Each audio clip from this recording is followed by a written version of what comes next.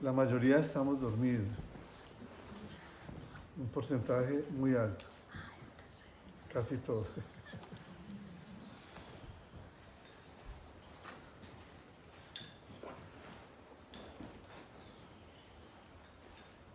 Estar despierto es darse cuenta del ser.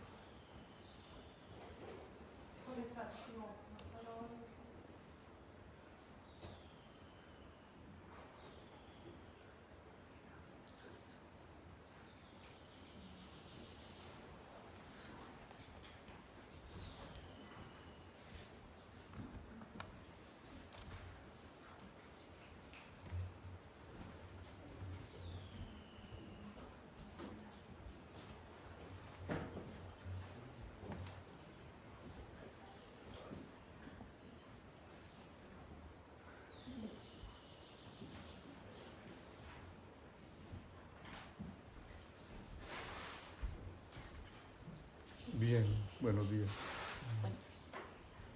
Buenos días otra vez, entonces. Estábamos preguntándonos si estábamos todavía durmiendo o si ya habíamos despertado. Hay muy pocos seres despiertos.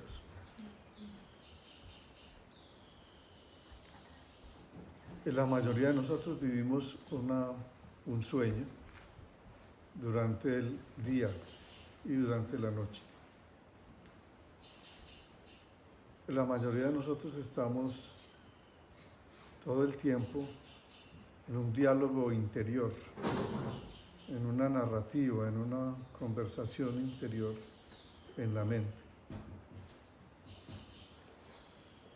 Y eso es como estar todo el tiempo corriendo o moviendo las manos, haciendo algo.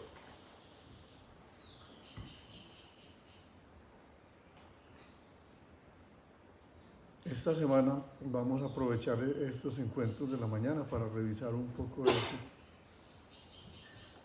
para hacer reflexiones acerca de eso, con la intención de que podamos ponerlo en práctica y que pueda las personas que están escuchando,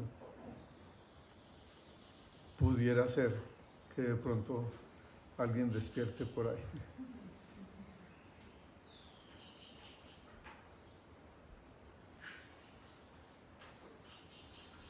Vamos a utilizar una estrategia de reflexión y es un camino a través de los elementos. Los elementos nos van a servir como una excusa, como un apoyo de conversación. Porque realmente respecto a esto no habría mucho que decir y las palabras no alcanzan a describir la intención. No me están escuchando. ¿Cuál?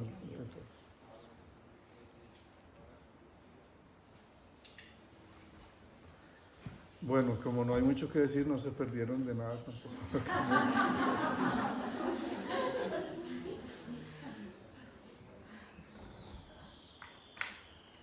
La mente tiene una necesidad enorme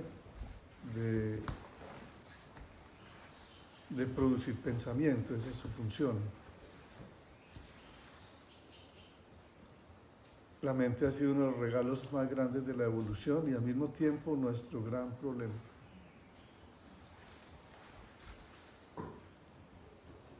Nos hemos entretenido tanto, es tan fuerte lo de la mente que nos atrapa. Es como una red social, como una inteligencia artificial dentro de nosotros. Es parte del sistema en el cual vivimos.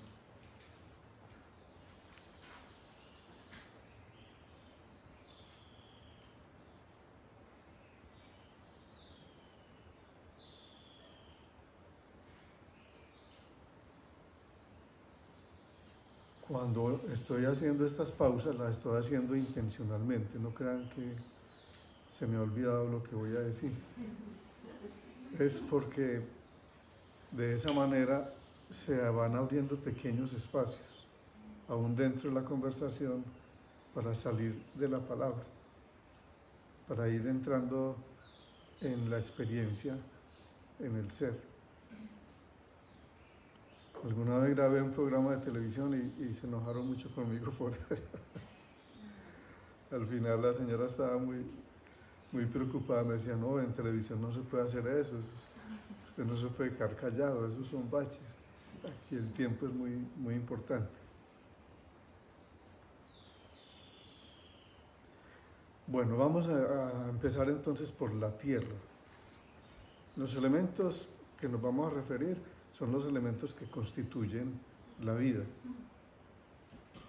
La vida está constituida de tierra, agua, fuego, aire y éter. 5 elementos.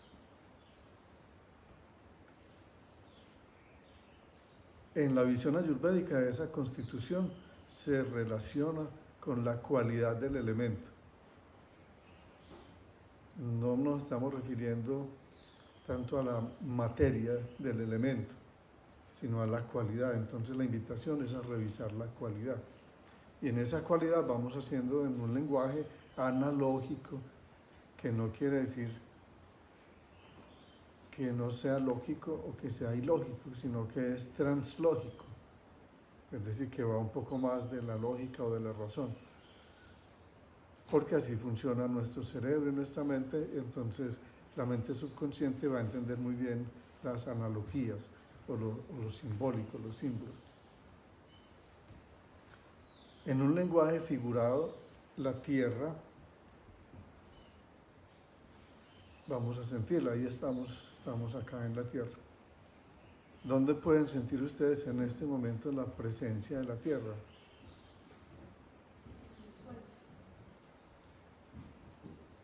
¿Y cómo lo pueden experimentar en este momento?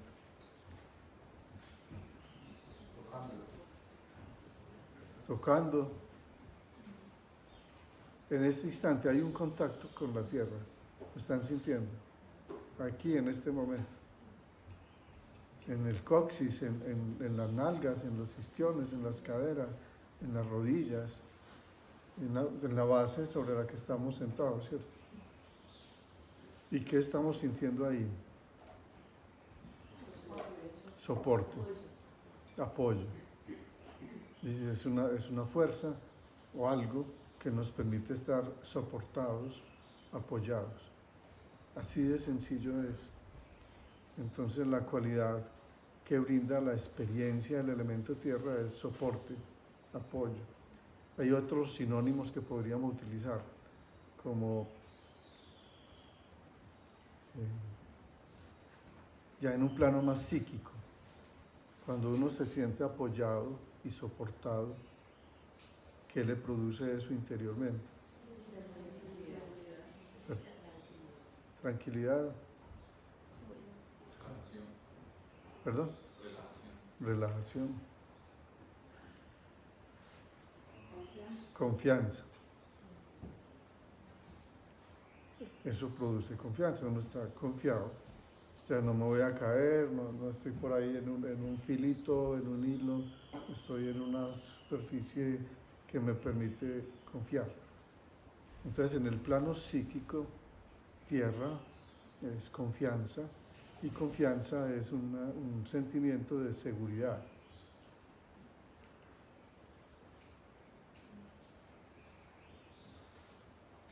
En el plano denso, ya yéndonos a la existencia en el cuerpo.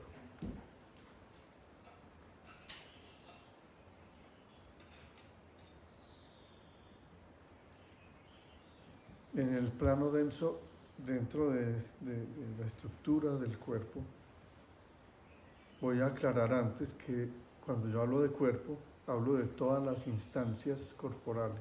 Me estoy refiriendo al cuerpo con todos sus sistemas y órganos, todos, huesos, tendones, músculos, sistema digestivo, respiratorio, nervioso, todo. Y el plano emocional, mental, que hacen parte del cuerpo. Nosotros en nuestra cultura hemos dividido artificialmente esto, lo hemos puesto separado, como si la mente no fuera el cuerpo. Y como si la mente fuera una cosa rara que está por ahí como una nube que llega y se mete. La mente es física. Es tan física que una sustancia la altera. Si te emborrachas, se altera el estado mental. Si consumís una droga, se altera el estado mental.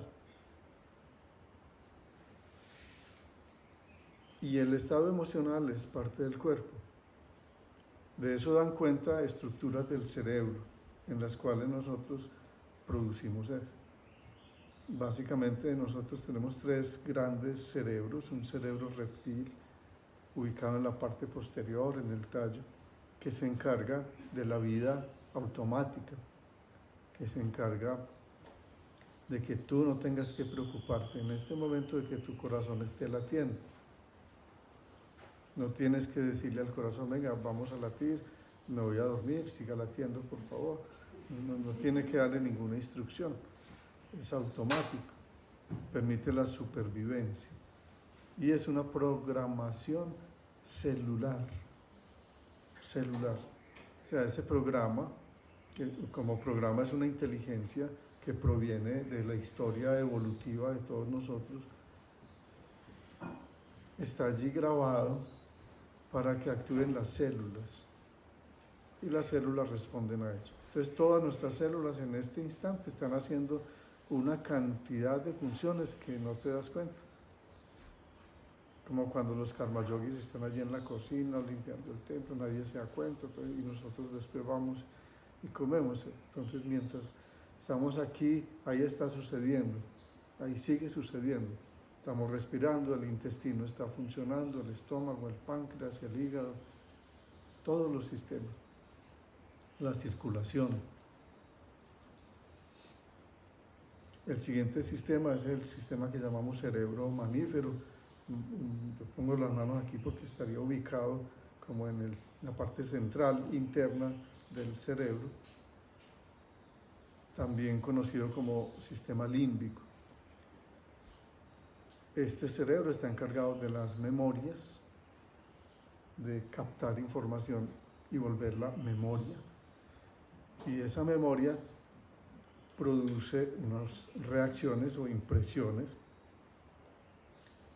que son traducidas a través de un órgano en el cuerpo allá que se llama el hipotálamo, que traduce todas esas impresiones eléctricas, porque todo lo que es mental es eléctrico, son impulsos eléctricos, los traduce en sustancias químicas y entonces va por la sangre. Esa química ya se mete a la sangre y entonces te produce una sensación que llamas ira, alegría, tristeza, miedo, y eso va a las células a través de la sangre. Eso es químico, eso es físico.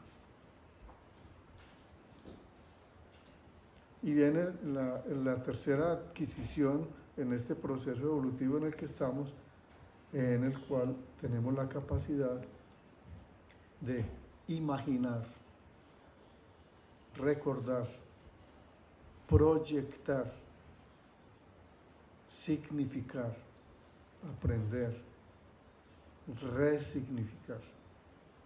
Todas esas son características del cerebro humano. No únicamente del humano, los animales aprenden, las plantas aprenden, todo aprende. La evolución es un aprendizaje.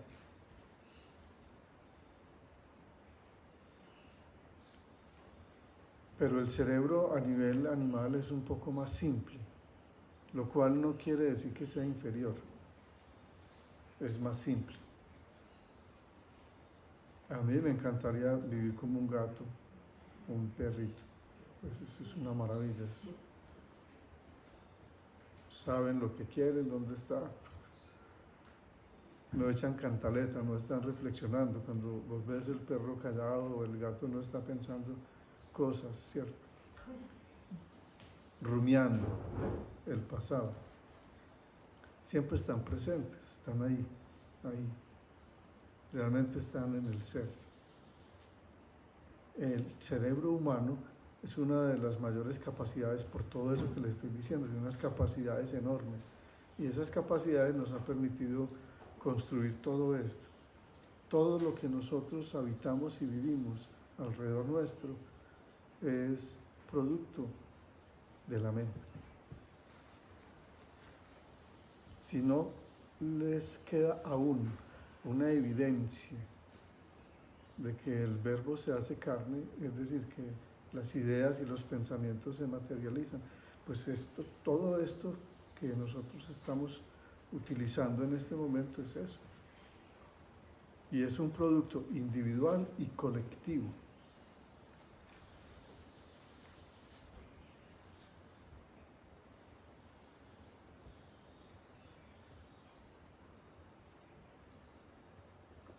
Entonces uno dice, ¿cuál magia? ¿Cómo así? Si yo pienso una cosa y eso no se hace realidad. Dice, menos mal. Se imagina donde fuera inmediato. ¿Cómo sería el caos en el que estuviéramos, donde todo se manifestara inmediatamente, todo lo que tú deseas? Deseas hasta que se mueran otros. Menos mal que no los puedes matar con el pensamiento. Pero sí ocurre, en un tiempo, va ocurriendo, todo se va materializando. Entonces, este templo donde estamos en este momento, esta estructura, fue anteriormente un sueño, una idea. Esto no existía. Y esta idea se materializó. Tuvo que invertirse energía, tiempo, dinero, materiales, voluntades, y aquí estamos. Las esteras sobre las que estamos aquí, eso antes fue una idea. Y después fue un tejido. Aún la tecnología más compleja de estas transmisiones que estamos utilizando para que otras personas en otros lugares nos escuchen y nos vean en este momento. Eso es magia. Es decir, si nos pudiéramos devolver en el tiempo 200 años, saldrían corriendo los que nos vean por ahí en un aparato, ¿cierto?, que nos puedan escuchar en directo.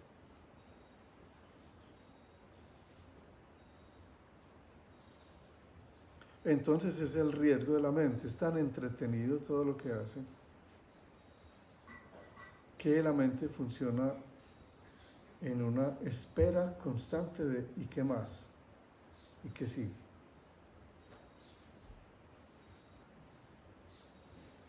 La mente ha llenado nuestra identidad, nuestra idea del ser. Y ese es el otro elemento más sutil respecto al elemento tierra. Entonces, en el cuerpo, volvamos a la pregunta, sabiendo que tenemos esas tres instancias, física, emocional, mental, como cuerpo.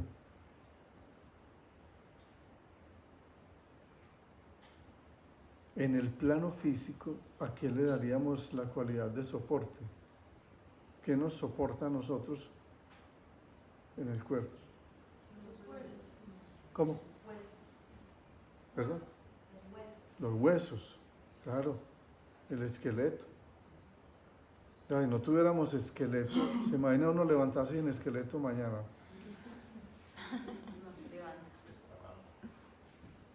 ¿Cómo haríamos, cierto? Suena la campana a las 5:30, 5:45, y usted no ha podido recoger sus músculos ni sus vísceras, está regado ahí como una gelatina, ¿cierto? Entonces, claro, el sistema de soporte está dado por lo que se llama en medicina el tejido conectivo. El tejido conectivo se expresa en lo que sostiene o soporta todo. Entonces, el esqueleto no solamente como hueso, las células tienen un citoesqueleto, sino las células serían también como un reguero. O sea, ellas son, ustedes han visto una célula en un microscopio, o bueno, han visto fotos, ven que son como redonditas, ¿cierto? Como esféricas. Y son esféricas porque tienen unos microtúbulos adentro que les dan esa forma. Y nuestras células están unidas por unos unos tejidos que contienen otras celulitas que llamamos fibroblastos. Esos fibroblastos son como el pegante. Es decir, que si no, imagínense qué trabajo por la mañana uno levantarse a recoger 60 millones de células y unos 100 mil millones de neuronas y mucho más de bacterias que tenemos. Entonces uno tendría que ir recogiendo y uniendo todo eso está unido, conectado, por eso se llama tejido conectivo. Ese tejido conectivo en general es la idea de soporte en el cuerpo. En nosotros con el medio es la tierra y en nosotros mismos el cuerpo. Es decir, yo me soporto en el cuerpo.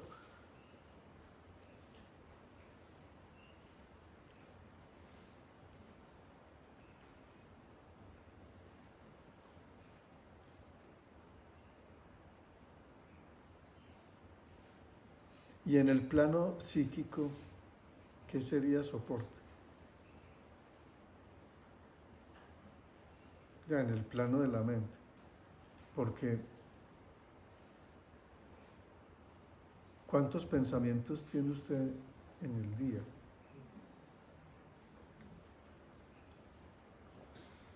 ¿Qué tipo de pensamientos son su soporte?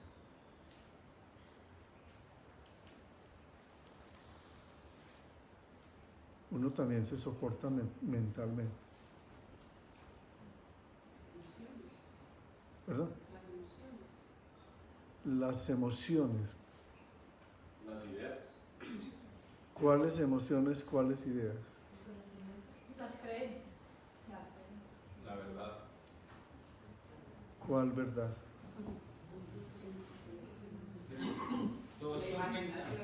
Todos son pensamientos, el soporte no sería entonces el espacio y la conciencia donde ocurre todo eso.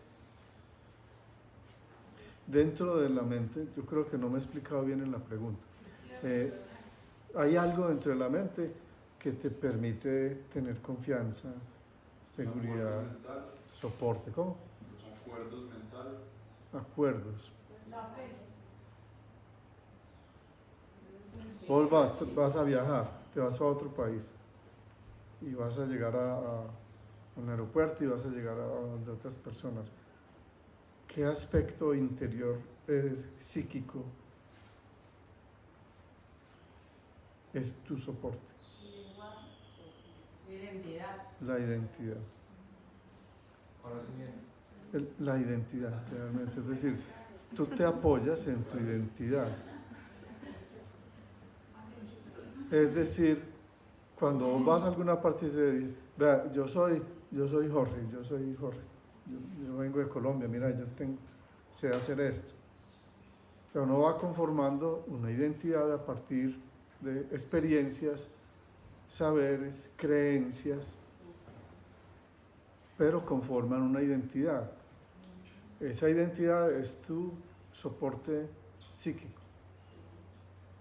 Ese soporte puede estar débil o puede estar fuerte. Es decir, uno puede tener una identidad fuerte, entonces anda muy seguro. Es decir, yo me conozco porque yo vivo por mi casa.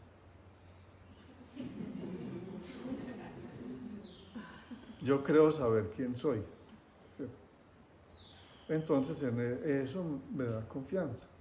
Porque cuando me presento, cuando me relaciono, cuando te doy la mano, cuando te saludo, estoy teniendo un instrumento relacional, que es la identidad. Ese es el instrumento relacional básico.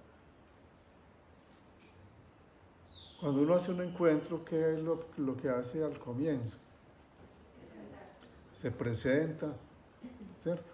Se saluda y dice que se conoce, obviamente no se conoce, pero se presenta, por lo menos dice, ay, bueno, yo soy fulano, yo soy fulana, yo hago esto, yo estoy aquí por esto.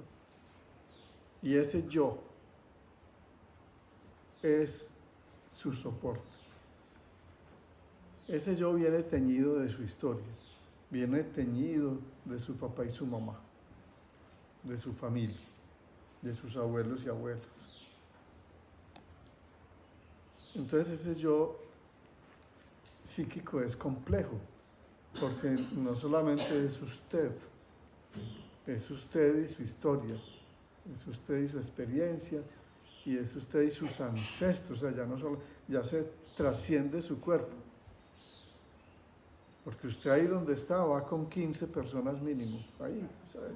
Cada uno son 15, eso está lleno. Así que cuando vengan 3 al satsang hay 45, entonces tranquilo.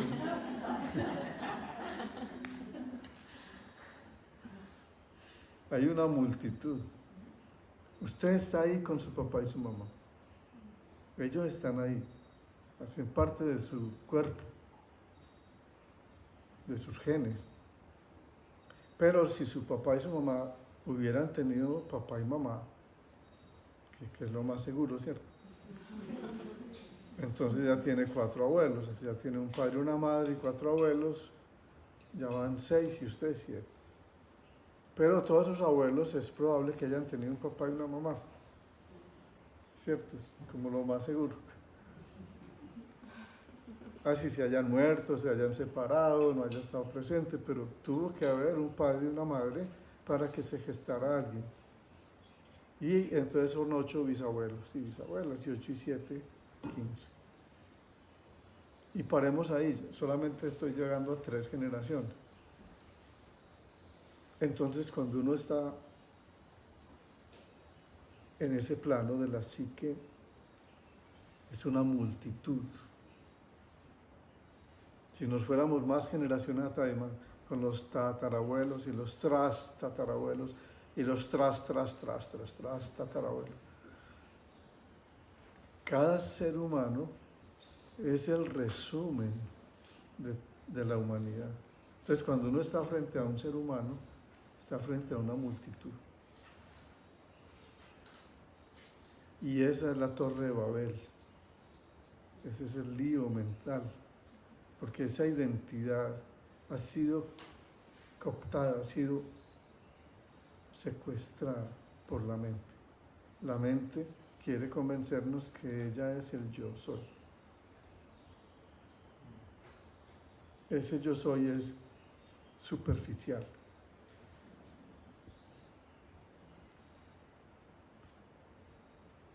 Neurológicamente, hablando pues de neurociencia, el yo es una creación de la mente. Ese yo. Que a los neurocientíficos todavía les falta encontrar el verdadero yo, pero ellos están hablando claramente del yo mental.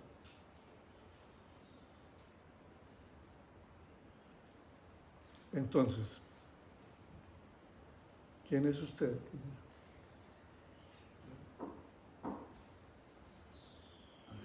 Andrés. ¿Y quién es Andrés? Muchas personas. Pero dame una pista, pues. Pues es ingeniero. Sí, es ingeniero. Nació en Bogotá.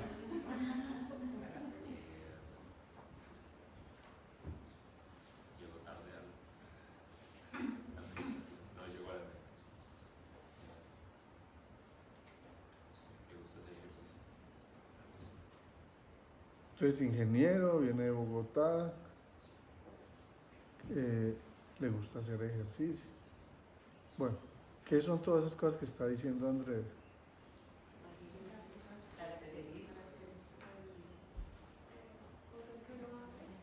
Cosas que uno hace, que ha hecho, que le gusta hacer. Por ejemplo, Andrés cree que es Andrés.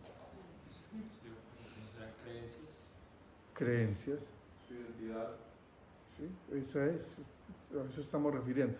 Y todo eso es una suma de archivos.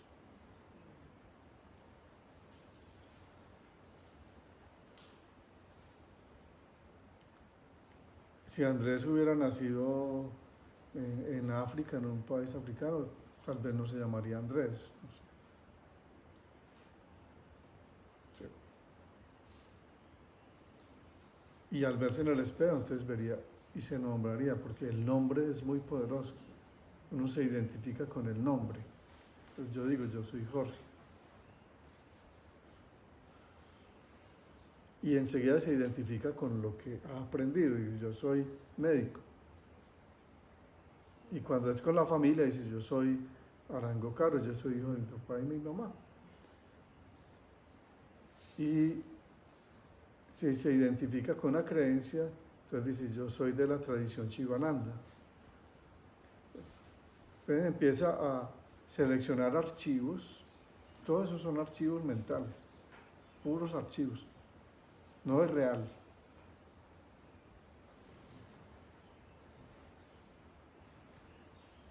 Es útil, porque eso es un mecanismo evolutivo. Si eso existe, existe para algo. No es que haya que destruir eso. No es cierto que haya que destruir el ego. A eso lo llamamos ego, a esa identidad fundamentada en la mente. A eso lo llamamos ego. Pero para venir aquí tuviste que utilizar esta estrategia, o sea, tuviste que utilizar una cédula donde dice que eres Andrés, y para montarte en un avión o en un bus. Bueno.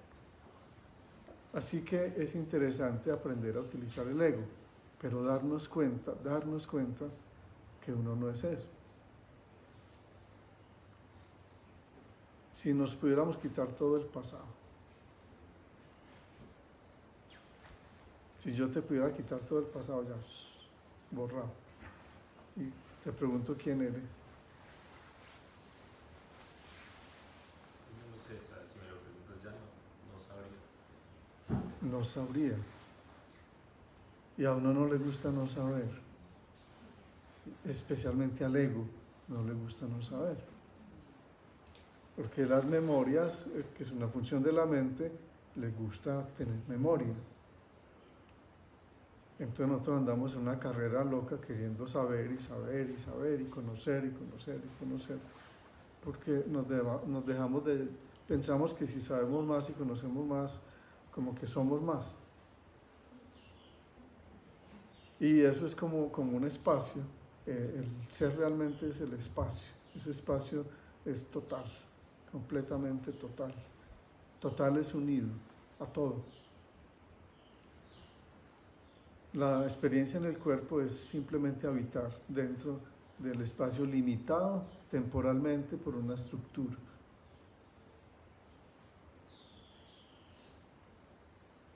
Nosotros creemos que estamos aquí dentro del templo.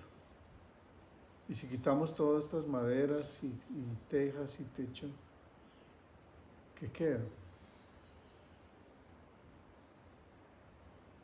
Espacio vacío. Lo mismo, es esto mismo, solo que no está limitado, ¿cierto? O sea, no sentimos ese cobijo aparente de la estructura. Algo así sucede para ir entrando en materia en el ser. El ser es como el espacio. Y el espacio es una experiencia así, total. Pero la mente lo llena. Entonces imagina que esto se llena de muebles y de sillas y de armarios y de televisores. Llenemos esto. ¿Qué va a pasar con el espacio?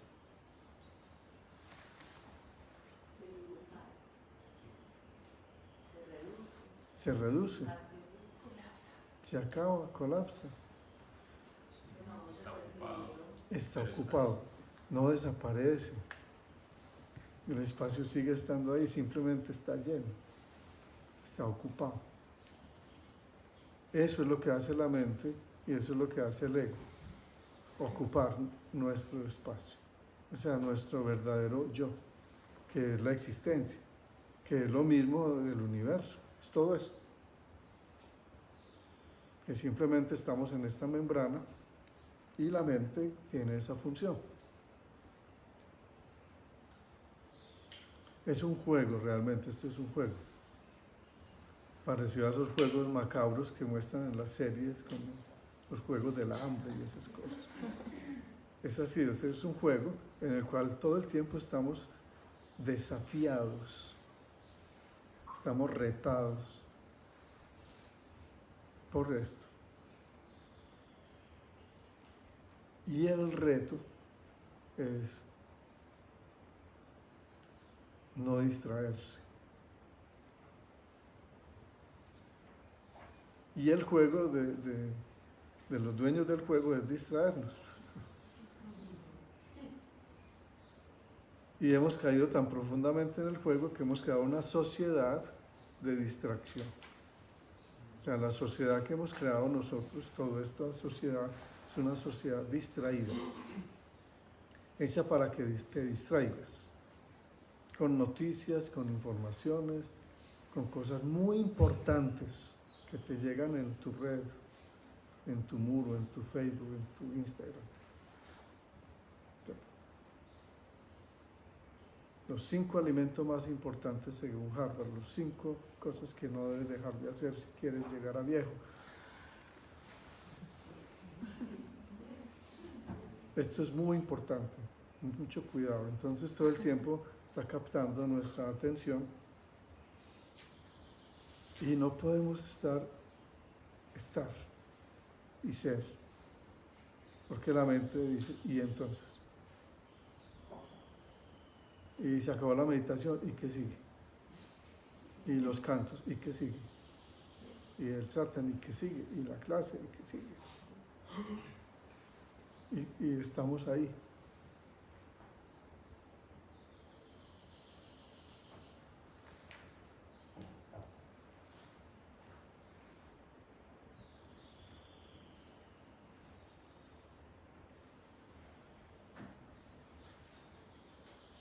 El 99% de los problemas, todo tipo de problemas de la vida humana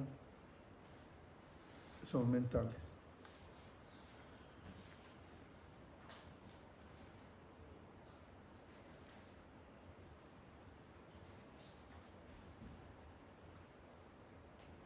Es creado por la mente y la ilusión es que creemos que lo vamos a resolver con la mente.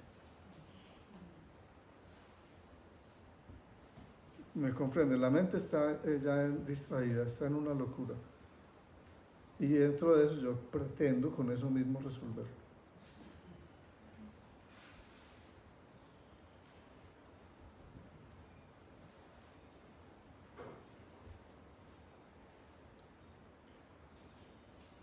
Voy a correr un riesgo pues al decir algo que de pronto se acabe ya el retiro. Nos quedamos sin más que decir el resto del tiempo. La idea es lograr el vacío, lograr experimentar el vacío. Esto.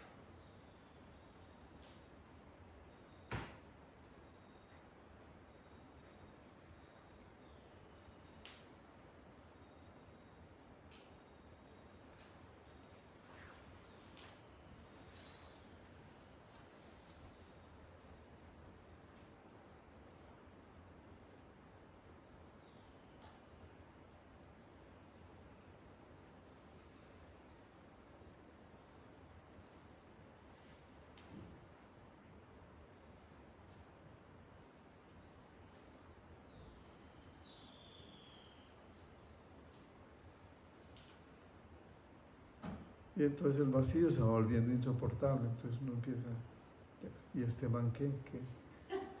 ¿Qué más puede ser?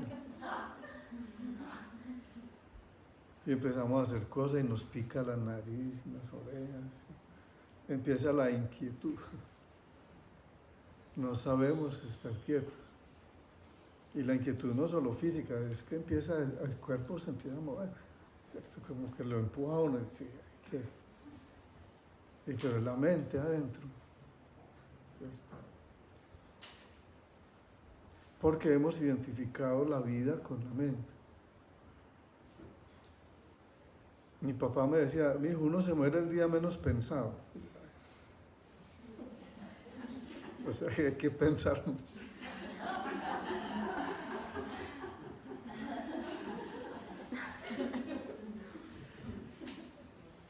Uno cree que si no piensa, no es nada. Y entonces es muy tremendo ser nada. Casi. Casi lo digo.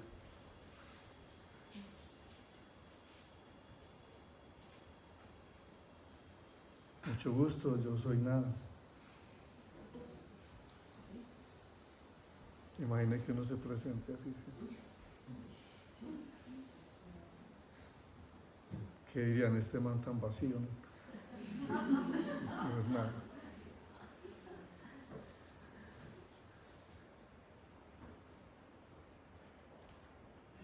Nos da miedo el vacío, nos da miedo ser nada. La mente siempre está intentando saber y tener, poseer, apoyarse en algo. Es un apoyo ilusorio, porque todo eso desaparece. O sea, que tengas una casa, una mesa, una cama, incluso una esposa o un esposo, o unos hijos, o un amante, que tengas una finca, unas maticas, un nombre, un apellido, todo eso, todo es transitorio.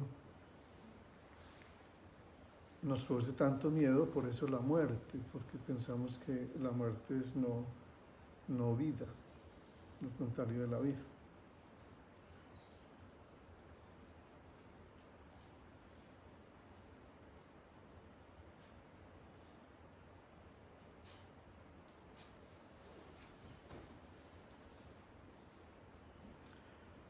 Entonces recuerdo una tía que me veía a veces por ahí así como sentado.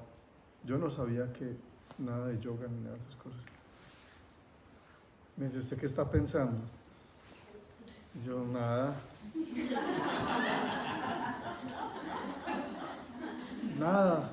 Coja oficio. Haga alguna cosa. No soportamos la nada. En la meditación silenciosa, yo no sé si ustedes se dan cuenta, si lo están haciendo de verdad, pero hay un porcentaje muy alto de la meditación silenciosa donde no hay silencio. La mente está ahí. Entonces es fundamental darse cuenta de eso. Y tal vez la pregunta más importante de la vida de un ser humano sea esta: ¿quién soy? Porque si ese es mi elemento de soporte, ese quién soy va a ser mi elemento de relación con el que yo me doy, me entrego, me relaciono.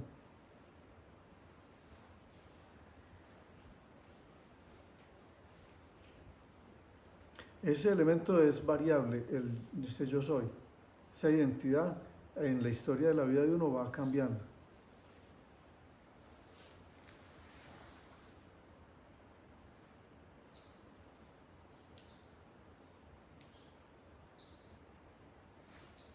Pues yo nací en una familia católica, entonces yo era católico.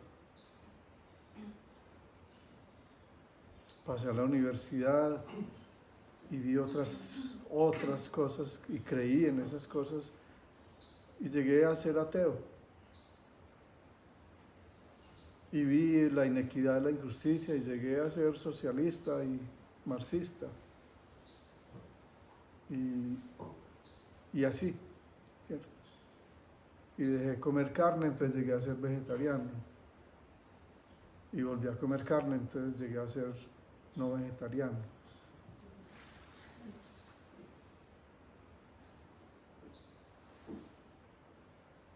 ¿Comprenden cómo va variando la idea?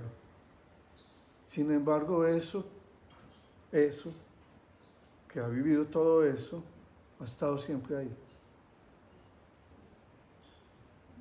El ser suyo ha estado siempre ahí.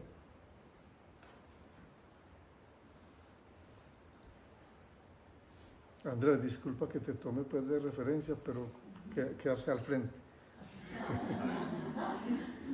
Entonces, Andrés, ¿cuánto mide?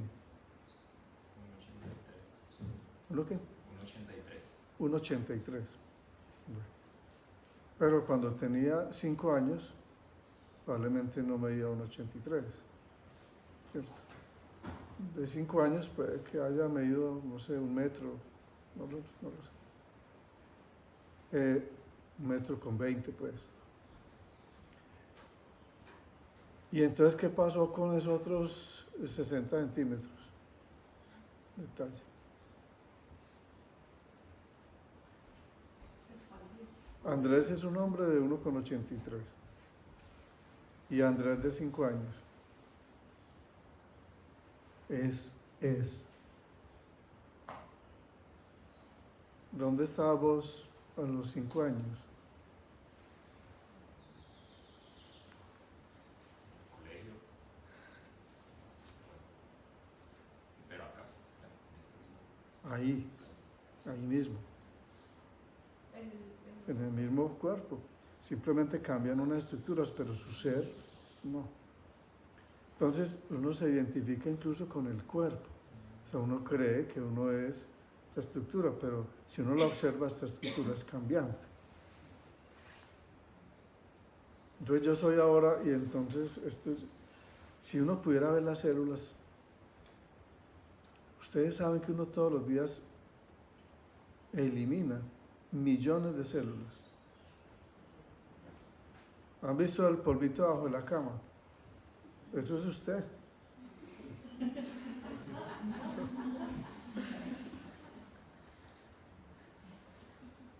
Y si no lo limpia de vez en cuando, eso es bastante. Cada 7 años uno ha cambiado todo el cuerpo. Como ha mudado. Simplemente es que no mudamos como las serpientes o algunos insectos que uno les ve que dejan el cascarón ahí. Pero nosotros lo mudamos todo. O sea, ya las células que tenés ahora no son las células de hace 7, 14, 21, ¿cuántos años tenés? 39. 28, 35, 39. O sea, ya han pasado una cantidad de ciclos. ¿Cierto? A 39 ya van ya casi 6 ciclos. O sea, 6 veces que has cambiado de cuerpo. Y sin embargo, ahí estás. Y cuando estabas en el vientre de la madre, eras. Cuando no te llamabas Andrés, todavía no te habían bautizado. Imagínate, no tenías nombre, pero eras. ¿Cierto? Y antes de estar en el vientre de la madre.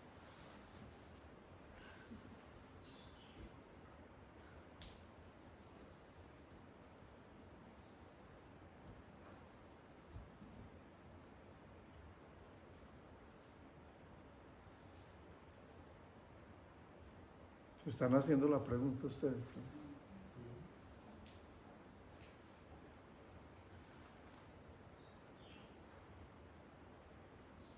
En ese orden de ideas, si ahorita soy lo que fui, también ahorita soy lo que seré. En ese orden de ideas, sí.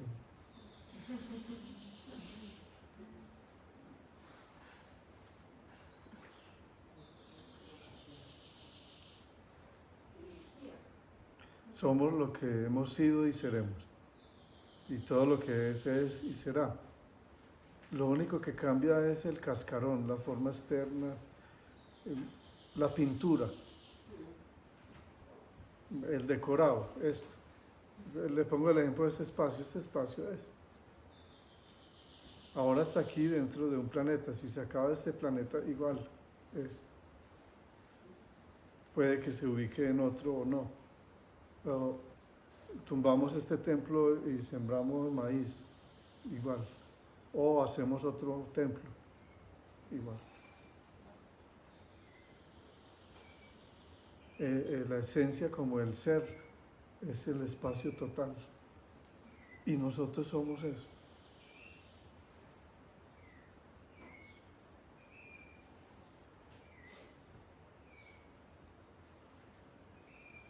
Yo no sé si me logro explicar, pero es que no es sencillo explicarlo con palabras. Pero tuvieron una impresión con esa pregunta. ¿Y dónde estábamos antes de ser concebidos?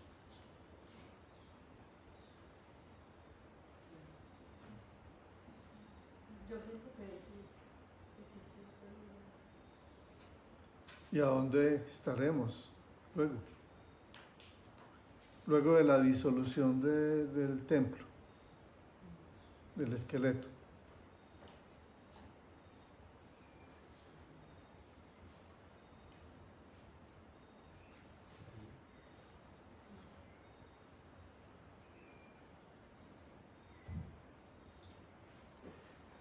La existencia es impermanente. La existencia, cuando uno habla de existencia, eso tiene una raíz latina, ¿cierto?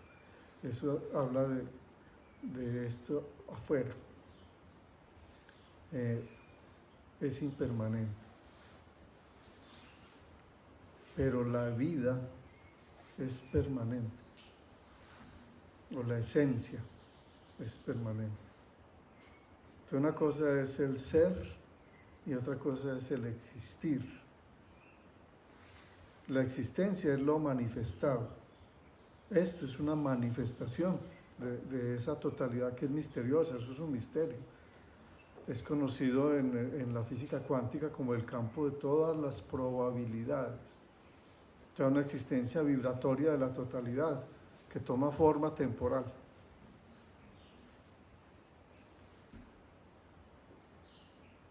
Y uno se identifica con el disfraz que le pusieron, que le tocó. Qué cosa, ¿no? Uno cree que uno es el disfraz. Es en toda su instancia, física, emocional y especialmente mental. Es la instancia más poderosa de distracción del ser. Y por eso, todas las prácticas meditativas verdaderas, prácticas, pueden conducir a la experiencia del ser. Y esa experiencia es un vacío. Entonces, si usted entra en ese estado, realmente, por eso es que nos distraemos tanto, porque eso nos puede dar miedo inicialmente. Entonces uno dice, no, ¿cómo así? Venga, vuelva, piense cosas. Es como un apego a través de esa idea del yo, idea de la identidad.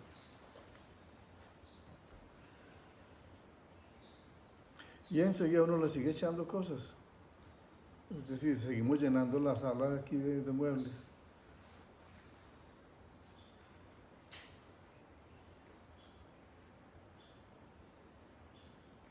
Eso es parte de la evolución, estar en crisis, perderse, llenarse de... Eso es parte.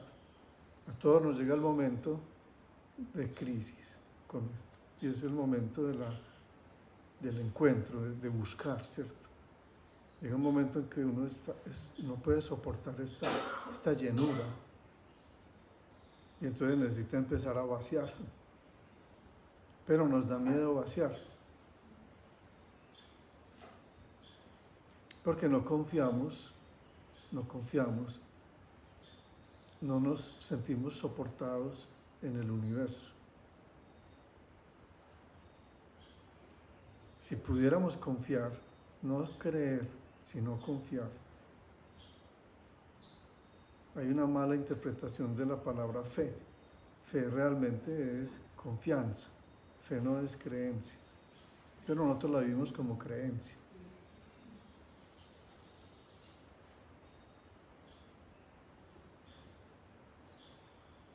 Eso nos produciría el estado más grande que alguien lo mencionó ahora también, de relajación. Relajación es igual a paz. Entonces, ¿por qué perdemos la paz? No es por las guerrillas, por las FARC, ni el ELN aquí en Colombia. Eso es mentira, pues. Eso es una consecuencia de nuestras creaciones inequitativas e injustas, sociales. No, la paz no tiene que ver con eso. Estaba hablando de la paz. La paz es una experiencia, una vivencia de estado de relajación. O sea, esa es la manifestación de la paz. Y si uno está relajado, pues confía.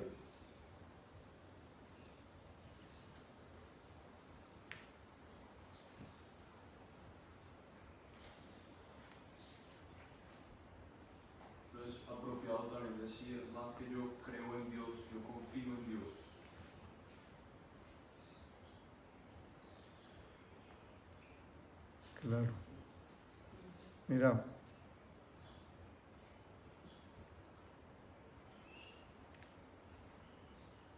yo estoy sentado sobre una plataforma acá. Yo miro la plataforma. Será necesario que yo crea en la plataforma y que le diga: plataforma bendita, tú eres entre todas las plataformas.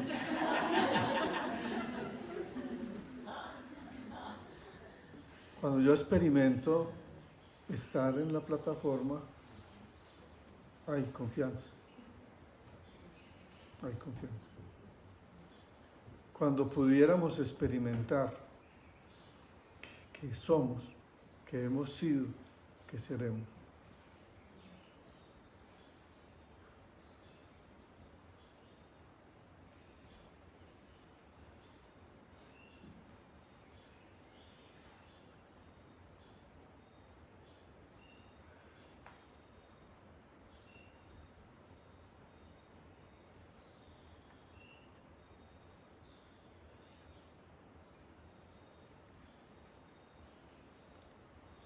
Desaparece momentáneamente muchos sufrimientos, muchas preocupaciones.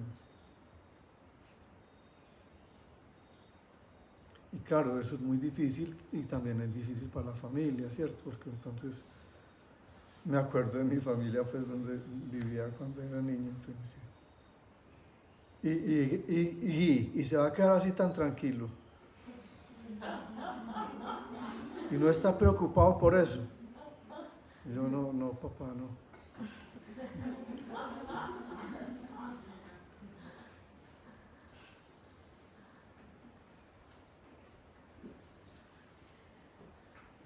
¿Y cómo así que perdió el examen de física? Y no le preocupa.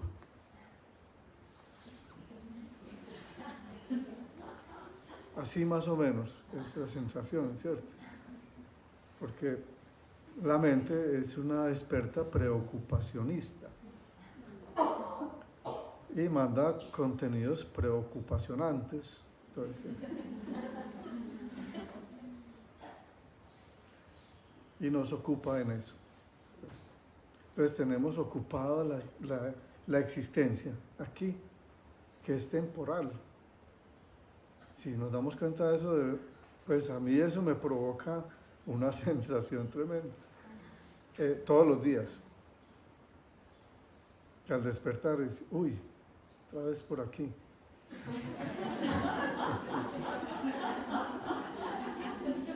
Y entonces, ¿qué voy a hacer hoy, cierto?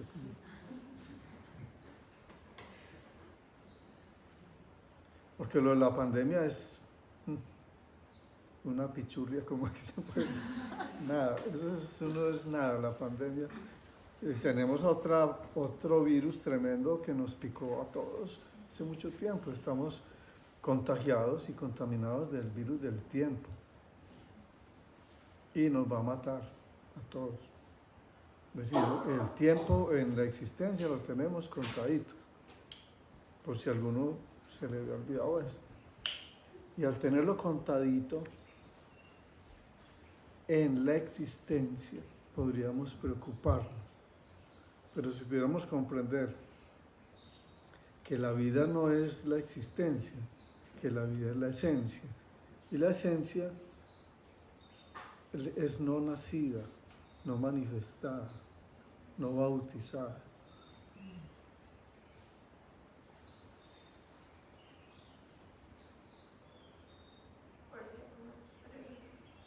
O sea, todo suena hermoso, pero cuando uno sale de estos lugares o de otros espacios o la gente no está en la misma. Entonces, lo que tú dices, uno dice, sí, bueno, voy a tratar de hacerlo, pero a la hora de la práctica, el día a día, pues eso no pasa. Tienes que encontrar con personas que no entienden eso. Entonces, digamos, ¿cómo hace uno para poner en práctica todo eso, pero estar en el día a día con las personas que no están en ese mismo, sin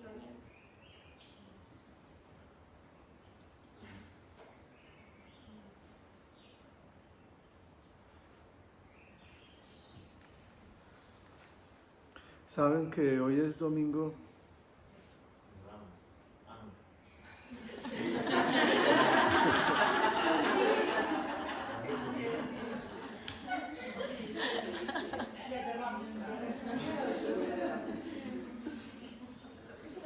Y otra cosa más preocupante, es 24 de marzo.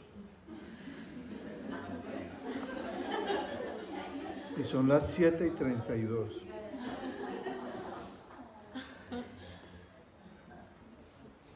Nada de eso es cierto. En el universo no hay domingos, ni marzos, ni 24,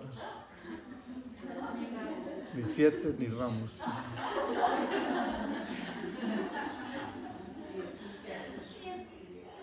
Todo eso es una creación de nuestra mente y colectiva. Es una ilusión.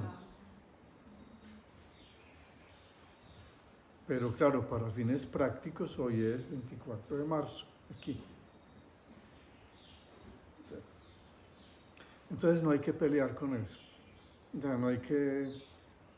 Hagamos aquí un movimiento contra los días de la semana y la ley de la gravedad. Sería entretenido, podríamos salir a protestar. Abajo la semana, fuera los días. Bueno.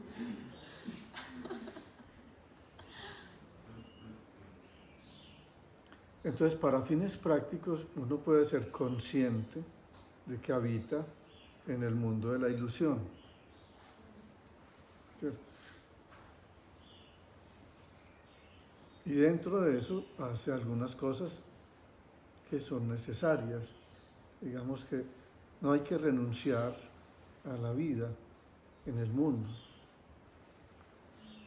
La renuncia es interior, es decir, que cada vez sufrís menos.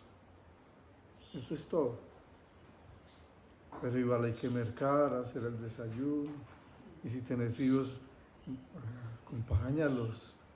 Y si amas a alguien y estás en pareja, vive también eso, ¿cierto? Son como partes bellas de esta experiencia.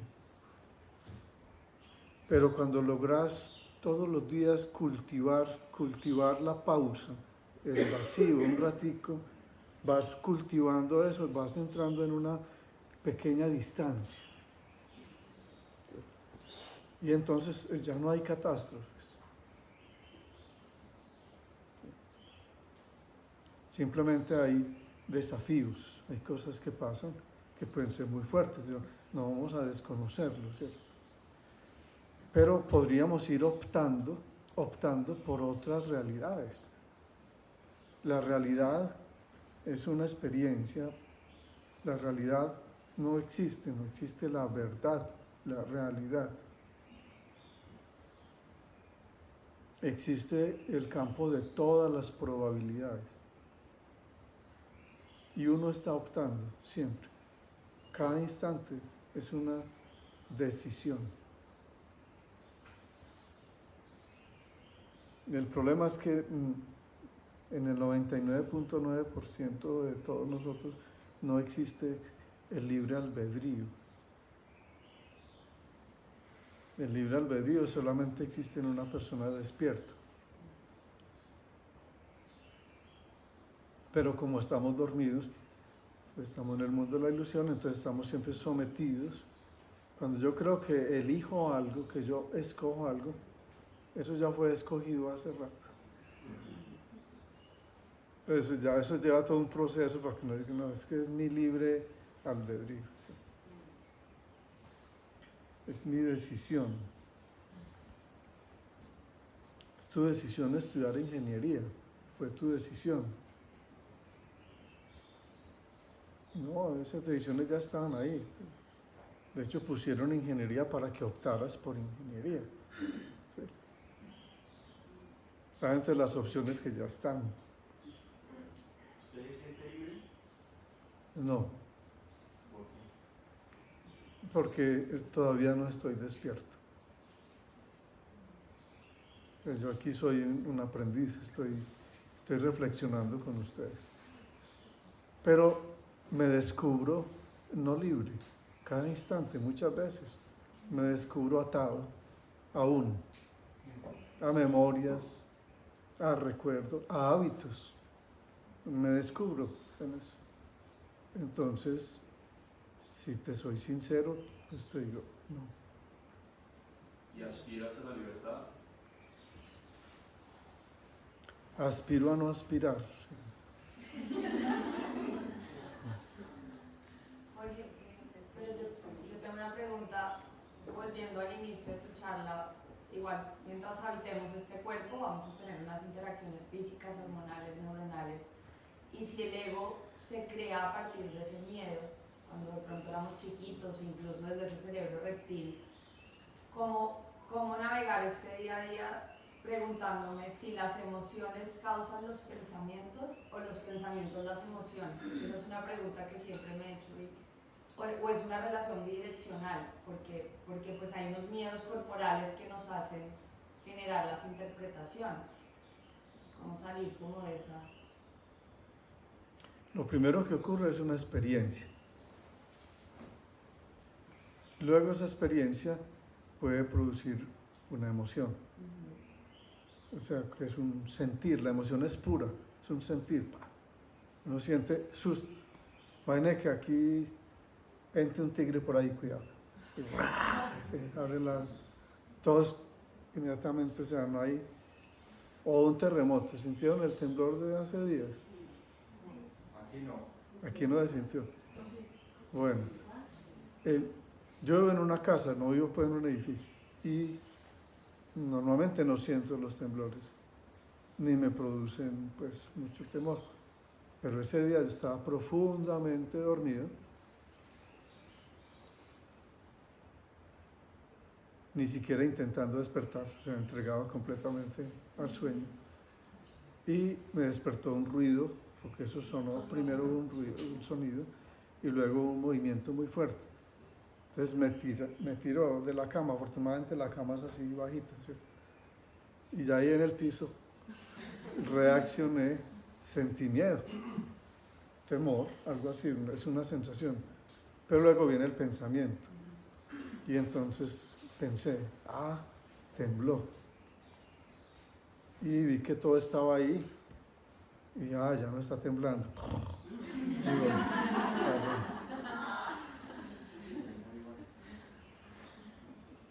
Pero podría ocurrir al contrario, que no sea una experiencia, es decir, un hecho afuera, lo que llamamos afuera, el que convoque toda esa cadena de emoción y luego de pensamiento. Así que el orden puede ser inverso. Puedes estar ahí y pensar en algo. Y ese pensar entonces te preocupa. Dice, uy, tengo que ir a hacer el chucrut.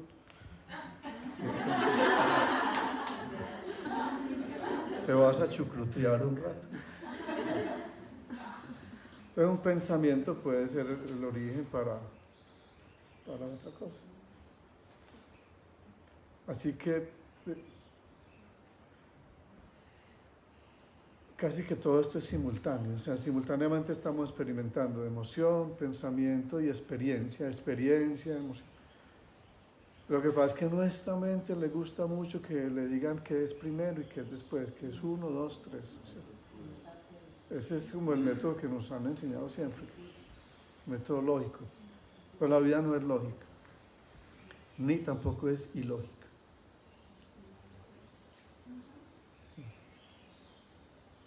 Bueno, me disculpo porque creo que han sido muchas palabras y las palabras también pueden llenar ese espacio. Y es más una invitación, o sea, una invitación a que comprendamos en estos días, hacer unas comprensiones. Primero, que hay un elemento que genera la sensación de soporte dentro de la existencia, de lo manifestado, y lo llamamos tierra. Dentro del imaginario o en la mente es la idea del yo. Energéticamente hay otras connotaciones. Energéticamente, tierra es el movimiento generado por la apropiación del alimento. Eso es el vaso, el páncreas, el hígado, el intestino, todo eso va generando ese movimiento. Pero yo como tierra todos los días, ustedes también, si de pronto se les olvida. Y comemos muertos todos los días también, si se les olvida, o sea, nos alimentamos de muerte, que es vida. Y si pudiéramos reflexionar en eso, yo mato una lechuga y una zanahoria cuando las como y las arranco. Me las estoy comiendo para que en mí sean vida. Solo pensar en eso, reflexionar, me podría dar una idea un poco más a ver cómo es el asunto, ¿cierto? De vida y muerte. Una reflexión sobre eso. Y este sería en el plano energético, o sea, no necesita alimento como energía. Ese es el soporte. Entonces mi soporte energético es alimento. Y yo me alimento de lo que como, me alimento también de lo que pienso y de lo que siento. De mi respiración, del aire, de los órganos de los sentidos que me dan esta experiencia. Todo eso va conformando la parte energética que soporta la tierra material, que es el cuerpo, que soporta la tierra psíquica, que es el ego, la idea del yo, que soporta la idea espiritual, que es el ser. Finalmente ese es el gran soporte, porque todos somos y hemos sido y vamos a ser. Y el universo está ahí. Y esto es un misterio tremendo y somos parte de ese universo. Estamos hechos de universo. ¿Saben eso? Que estamos hechos de universo. ¿Tú ibas a decir? Dice que había como 3 planos a nivel cultural: físico, emocional y mental. Sí. Y tenemos el soporte de la mente y el soporte del cuerpo, o de lo físico, y de lo emocional, ¿cuál sería? Muchas gracias. El soporte emocional es el amor. O sea, el amor trasciende, no niega el miedo, trasciende la rabia, la ira, trasciende la tristeza. El amor puede soportar todo eso. Para mí el amor es como una arepa. La arepa.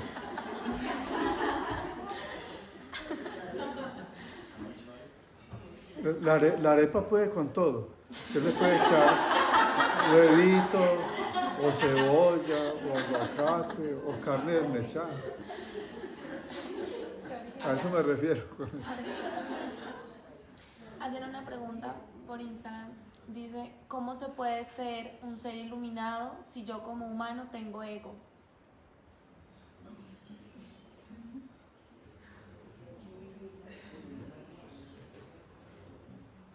La iluminación es algo que está al alcance de todos. La iluminación es el despertar. El despertar es un proceso en el cual esto que estamos hoy reflexionando todavía es un pensamiento, todavía está golpeando nuestros egos, nuestra mente, nuestras definiciones, todavía estamos ahí. ¿Y eso qué es? ¿Y qué significa? ¿Y cómo se hace? Y dígame 1, 2, 3. Sí. Podría llegar a ser una experiencia. Cuando sea una experiencia es luz. Es luz en el sentido metafórico, porque no es luz así, sino que es luz en el sentido que de pronto experimentas claridad, así, claridad, todo aparece claro, y entonces se disipa el miedo, se disipa. No el susto, si aparece el tigre de pronto te da susto, pero es posible que ya no entres en la tragedia. ¿Cuánto nos va a comer el tigre? Pues que nos coma. Podríamos decidir qué hacer en esos últimos momentos. Imagínate que entre el tigre aquí. ¿Qué haríamos en esos últimos momentos? La mayoría buscar correr, abrir la ventana, ¿cierto? Hubo un monje, esto es una historia real, un monje que en Oriente lo castigaron, un rey lo castigó porque a los reyes, pues los reyes tienen caprichos, ¿sí? Entonces si alguien habla en contra de las creencias que está diciendo el rey, pues le pueden cortar la cabeza. Entonces al monje, para castigarlo, que fuera una lección bien dura para todos y no hablara más de esas cosas que estaba hablando, que eran contrarias a la creencia del rey, lo condenaron a una muerte muy terrible. Entonces en un río ancho, grande, lo suben en una barquita con un tigre y empujan, un tigre hambriento, no es igual a un tigre que ya comió, y empujan la barca para que se vaya hasta el otro lado. Entonces la gente se queda ahí mirando y esperando que pase, y no pasa nada, y llega la barca al otro lado y no pasó nada. Nada, me refiero a lo que se esperaba, ¿cierto? Que el tigre se comiera al monje. Pues el monje tampoco se comió al tigre, no pasó ninguna de las dos cosas. Pasó al otro lado y le preguntaron al monje, hey, ¿cómo así? Que no se lo comió el tigre. Y dice, ve, no. ¿Y usted qué hizo? Y él dijo, nada. Hizo nada. Es decir, se entregó completamente. Eso fue lo que hizo, nada. ¿Qué es entrega? Confianza total. O sea, porque estaba entrenado. Eso es luz, eso es iluminación. O sea, estaba iluminado. Entonces, no tenía miedo de morir si fuera a morir. Si fuera a ser un alimento para el tigre, yo listo. Espero que le sepa bueno, pues que sea un buen platico para el tigre, ¿cierto? Si va a doler, digo, sí, pero después de un ratico deja de doler, porque ya no estás en el cuerpo. Entonces, eso fue lo que dijo el monje. Digo, pues si estos son los últimos momentos de mi vida, voy a conectarme en estos últimos momentos. Porque los últimos momentos de la vida podrían plantear los primeros del siguiente ciclo. Entonces imagínate que uno se muera ahí, se muera de miedo, muertos de miedo, ¿cierto?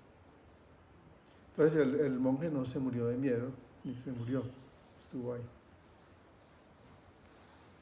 Entonces, claro que con ego y todo, querido preguntante o querida preguntante, no sé, con ego y todo, como seres humanos estamos en la posibilidad de despertar. Y invito nuevamente a que tomemos cada día, le demos la oportunidad, hagamos una cita con el silencio, con la quietud. Es más, para que funcione mejor, algunas personas con las que trabajo en algunas reflexiones les propuse hace unos días y ha funcionado. Hicimos una cita con las preocupaciones de cada uno. Cada uno, pero lo cumplimos, es decir, y posible es a las 5 de la tarde todos los días, o el horario que me sea posible. Y posible es, dispongo de 15 minutos, bueno, entonces posible son 15 minutos. O posible es media hora. ¿Para hacer qué? Ojo, para sentarme con mis preocupaciones y mis miedos y mis complejos. Sentarme un ratico ahí y mirarlos. Pero el compromiso es solamente mirarlos, hacer nada. ¿Y cómo así? ¿Qué método tan raro está proponiendo usted? Si usted me dice que me siente, traiga el tigre ahí y lo mire. Y no más. No pretenda resolver sus problemas ni sus preocupaciones. O sea, la cita es para contemplar. Pero a las preocupaciones, es decir, al ego, le va a encantar tener una cita. Al ego le encanta mucho que sea visto, que lo escuchen. Que si vio, y usted tiene este problema. Entonces usted me dice, yo tengo este problema, y lo miro. Un rato, el rato que pueda, así, no más. Dejemos así por hoy. Nos encontramos nuevamente y bueno, ya está.